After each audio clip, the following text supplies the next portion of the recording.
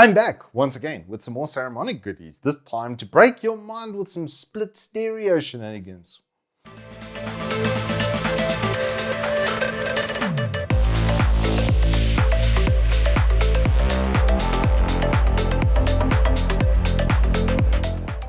Good afternoon and welcome to Turbo Tortoise Tech. If you're new here, I'm Reese of the 4-piece variety of Wooks Triple XL, Saramonic Blink 900 B2, because that means there's two things.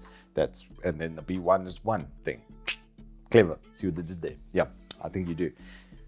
The packaging, the build quality, the feature set, really good, as per usual from Saramonic.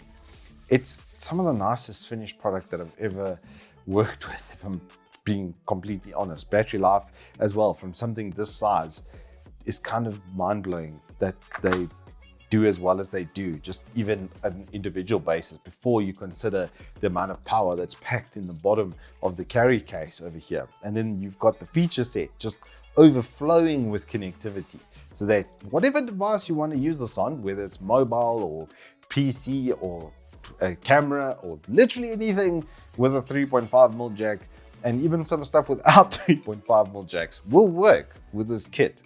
It's definitely the idea here is as much flexibility as humanly possible, and they've basically pulled that off. So let's start off with what's in the box. Well, carry pouch, 2 different voice modules, and then a receiver over there. Then you get this myriad of cables. All right, starting off with a lapel microphone type style or lavalier type style microphone, 2 thereof, and they have different caps on them as well, so you can just have it with the normal sort of cap like that, and then if you just quickly pull it off, the microphone's exposed, and then you can put on a pop filter as I've done there. So they're interchangeable, which is sort of nice to have, and once again leading more to flexibility. Then you get 2 of these little guys, which are for obviously windy environments. Well, maybe not obvious to you if you don't know. These are actually really good if you're on windy environments. So what these receivers allow you to do is then connect that straight onto the top over there, or you can use the lavalier type setup. So it goes straight onto the top of the device like that, and then you can put it straight onto your collar. So really, really nice to have, because if you want to use them outdoor and you don't have a fluffy like this, it's going to sound like you're in a wind tunnel, which is pretty horrible. Let me just say that. Then you've got your standard dipole setup with it on one of these expanding, springy type jobs. I do like these because they give you some length without it becoming a mess. It is much better to have coiled cables, so nicely done for that. Then for your phone market, they've got it into a tripole setup on the other side. So that's going to give you your full stereo split, but out to a tripole, it doesn't work if you just go stereo to stereo. So if I use this cable on a phone, it won't pick up the mic properly. Some of it will be distorted because it's expecting different inputs at different areas on the channel. So it's really, really crucial that this is in there if you do want to use it with your smartphone.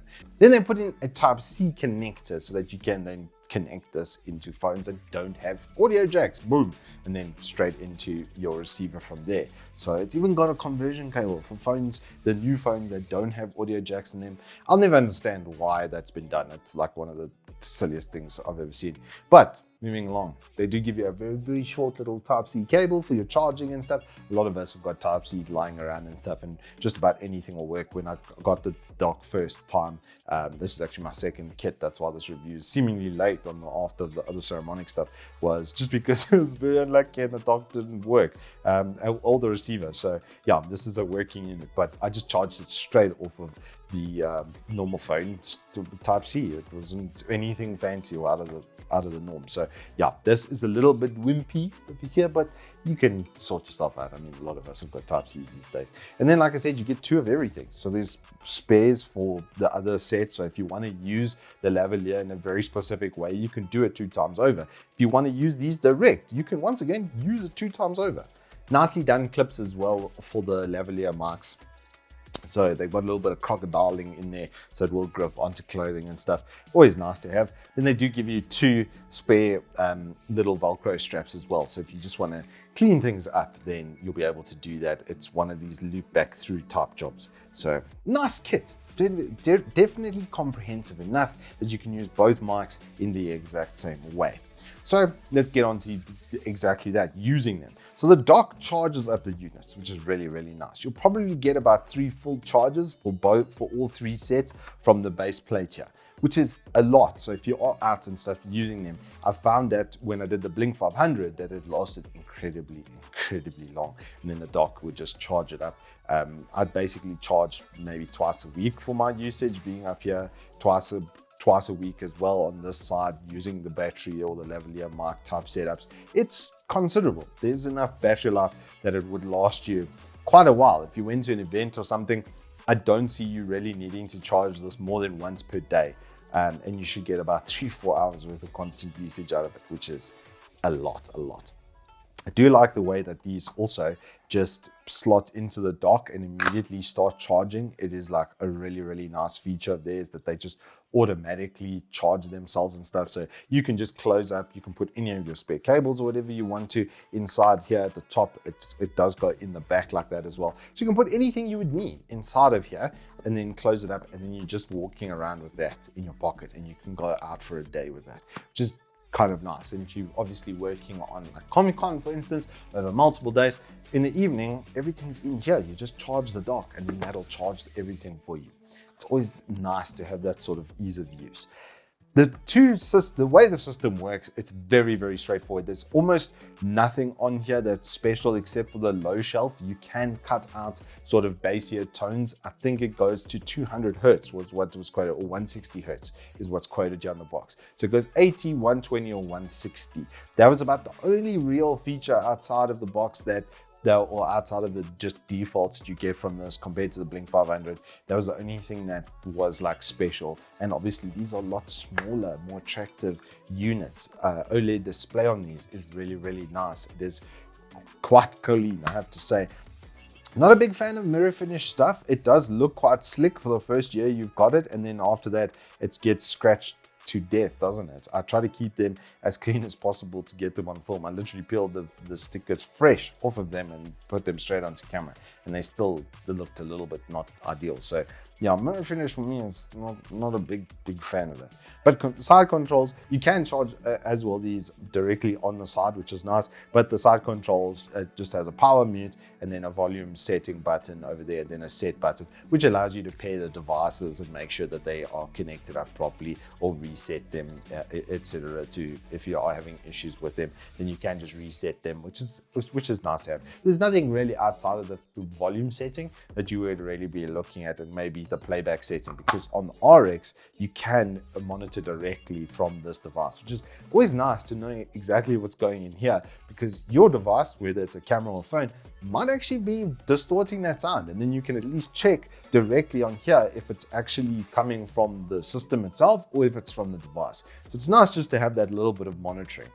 So that's basically the physical setup for these devices. But let's jump over quickly, because I went outside and touched grass and got out of my echoey environment to give you an external outdoors test.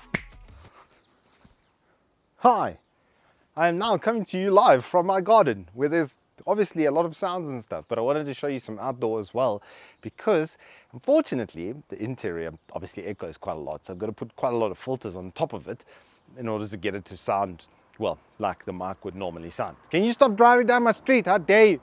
Sorry, rude. But yeah, we're here in the wonderful garden. It's also proof that I touch grass every so often, even though I'm allergic. Yes, you can have grass allergy. It's very mild though, don't stress.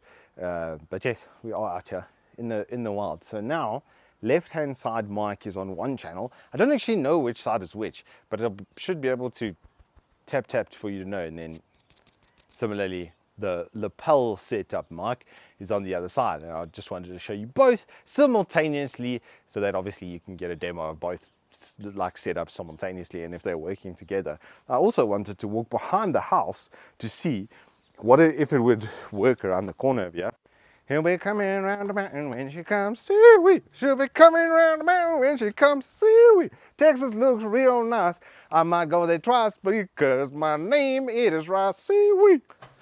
And this will serve as your indoor test, where I'm not going to put any filters on it. I'm just going to have both of the mics in RAW, just get them mic'd up so that they're just under the peaking point in Premiere. And then after the fact, I'm going to add some filters, just some probably just some echo, reverb, cancellation, because reverb is still quite hectic in my environment. I'm busy on the way to installing some acoustic panels, which will help with that significantly. They've already made quite a big difference. But in the future, yeah, I think it's going to get spicy for audio tests, because we're converting this space into even more of a serious studio setup. But without further ado, without further gilding of the lily, let me just strike you back to the studio that I'm already standing in. That was slick, because I'm already in the studio. How's that going to work, Ross? Brilliant. You can't be mean to me. I'm still here in the studio and stuff, and I'm trying, okay? Just trying to be cool, but it's fine. It's fine. We'll just carry on with the review. They work. They do work quite well. And the tone from these, I have to say, is much better than the Blink 500s. I didn't actually end up using those for long term, because I felt like that my existing kit gave a much more natural sort of sound. I've got a little bit of up high and a bit of down low in the voice. So I did feel like that was that my other kit, or my current mic kit, was a little bit better than those, but these are significantly better. And it's nice that you have the ability to use this if you want to do outdoor. It does also sound really good on that. It is much louder than using the lavalier. Maybe the angle I had the lavalier at wasn't the best, but the results, I think, kind of speak for themselves. Another thing that's notable about this kit specifically, though, are the volume levels. They are a lot lower than I was expecting, and I actually had to boost it on my camera quite a bit to make sure that I was at least getting to like -6 dB on the camera. You don't want it to clip or hit the top, right? So I attune whatever mic I'm using at the time for that. But compared to some of the other mic kits I've used, these are a little bit softer, and that's not a bad thing, because it's actually better if these have higher attenuation and they're automatically blocking a lot of noise. Then you can mic up the good parts, and you don't take that noise with you. So I think they're pretty good all around. The pricing on these is not cheap. Saramonic's definitely a little bit more premium. They are on special at the moment at Evetech. So if you're looking for a dual mic kit for podcasting, or two of you work in tandem with someone and you wanted to be able to walk around, or even as simple as this, if you wanted to use these handheld, that would be quite viable. You could just pop one of these suckers on the top over here. If I could just get the line up without getting too much of the fluff caught in there. There we go. And now I've got a handheld microphone that I could literally like speak into, or just hold it out for someone else to speak into. Straight clip on. If you wanted to do an interview, you could have your one on. You could set it in stereo or in mono. So I showed you with a stereo test, you could mono it and then just have both coming out of both sides all the time. It gives you quite a lot of flexibility, and especially the use case. I really like that. So, but niche, obviously, not everybody's going to want to use this. You can also use it with a PC because of the dipole setup. I have tested that, so you can just connect the RX straight into your PC, and then you could have a mobile microphone. So if you were doing a stream or something and you wanted a little bit of mobility with that, then maybe these could be a good option for you. Anywho, that is all I have for you on the Saramonic Blink 900 B2s. If you have enjoyed it, please do hit us up with a like and subscribe, and I will see you on the flip side.